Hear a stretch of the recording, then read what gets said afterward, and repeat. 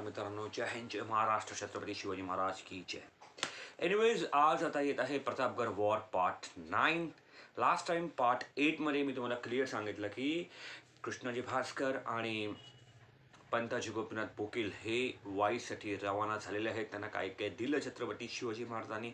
त्यानंतर पंताजी बोकील ज्याला वाईला आले आणि ज्यावेळेला त्यांनी छावणी बघितली, त्या छावणीमध्ये काय काय होतं, बाजार बुडंगे होते, सराफी माल होता, मोठमोठ्या संदुका होत्या, बरेच काही लोक तिकडे होते. ओके.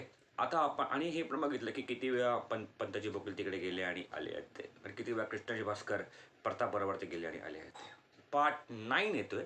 पार्ट 9मध्ये परत एक लेटर आहे. मी काय की मला एखाद्या पार्टमध्ये 2 लेटर्स किंवा 2 कन्व्हर्सेशन्स दाखवायला काहीच प्रॉब्लेम नाही, पण प्रतापगड वॉर हा खूप महत्त्वाचं युद्ध आहे आणि हे युद्ध जे आहे हे जगातलं बेस्ट युद्धापैकी एक किंवा बेस्ट युद्ध मानलं जातं. तर त्यामुळे मला इथे कुठे पण काही पण कोणाला कन्फ्युजन काही करायचं नाही, म्हणून प्रत्येक वेळेस प्रत्येक पार्टमध्ये हे थोडंसं आणखीन एक कन्व्हर्सेशन किंवा एक लेटर असेल. तर त्या आज प्रत्येक एक लेटर येणार आहे. तो कृष्णाजी भास्कर आणि पंताजी गोपीनाथ बोकील म्हणजेच पंतोजी तो काका आता आलेले आहेत वाईत खानाच्या किंवा अफजुल्लाच्या छावणीमध्ये. पार्ट 9मध्ये आपण तेच बघणार आहोत. तर ते तिकडे छावणीमध्ये आले. त्यानंतर पुढे कृष्णाजी भास्कर जे आहेत हे पंताजी गोपीनाथ बोकीलाला घेऊन गेलेले आहेत खानाच्या एकदम म्हणजे जिकडे खान स्वतः थांबला होता तिकडे, त्याच्या तंबूमध्ये गेले. त्यानंतर स्वतः आधी कृष्णाजी भास्कर आतमध्ये गेले आणि ऑब्विसली प्रतापगडावर जे काय घडलं होतं ह्या सगळ्याचा आढावा त्याने त्या अफजुल्लाला दिला की बाबा छत्रपती शिवाजी महाराज काय म्हणाले, तिकडे कोण कोण होतं, त्यांनी तिकडे काय काय म्हणजे प्रतापगड कसा आहे काय, हे सगळी हे जे वकील असतात हे सगळी इत्तंभूत बातमी ठेवत असतात आणि very sharp minded people always.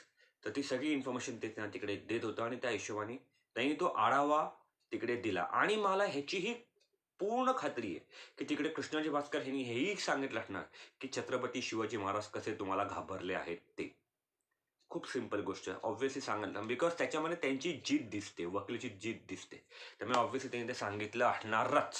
यानंतर पुढे काय घडलं असेल तर त्यांच्यामध्ये थोडंसं बोलणं चालणं झालं असेल ऑब्व्हियसली अब्दुल्ल्यामध्ये आणि त्याचे जे वकील आहेत कृष्णाजी भास्कर ह्यांच्यामध्ये.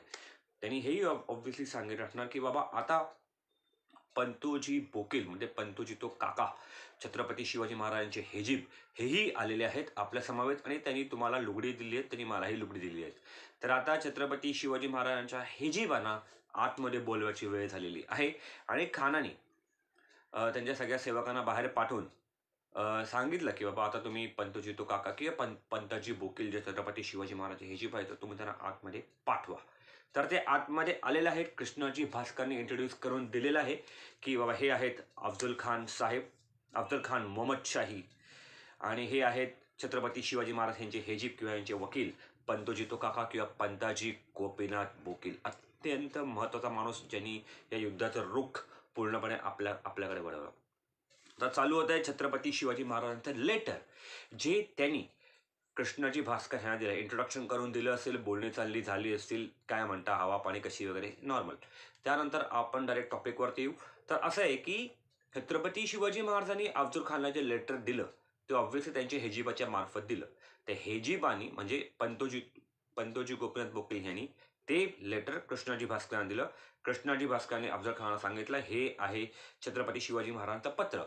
त्यांनी ऑर्डर दिलेली आहे, पत्र वाचून दाखवा.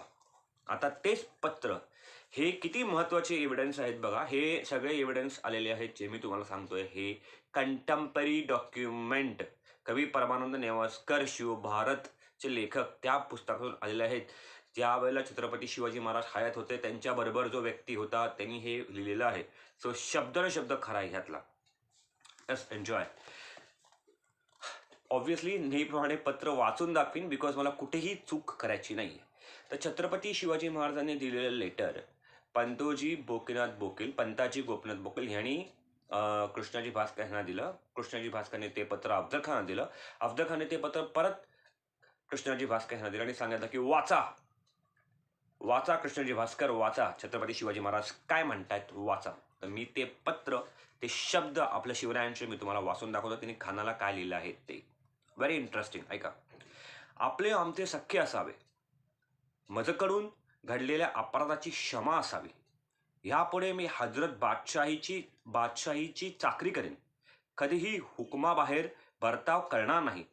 हे सगळं बघा, फक्त 3 ते 4 वाक्यांचं पत्र आहे.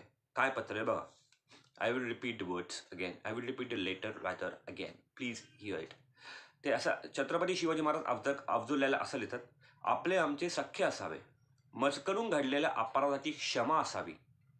ह्यापुढे मी हजरत बादशाहीची चाकरी करीन, कधीही हुकमाबाहेर बर्ताव करणार नाही. 4च वाक्य आहेत त्या पत्राचे. पहिलं पत्र छत्रपती शिवाजी महाराजांनी दिलं अफजुल्ल्याला. ठीक आहे.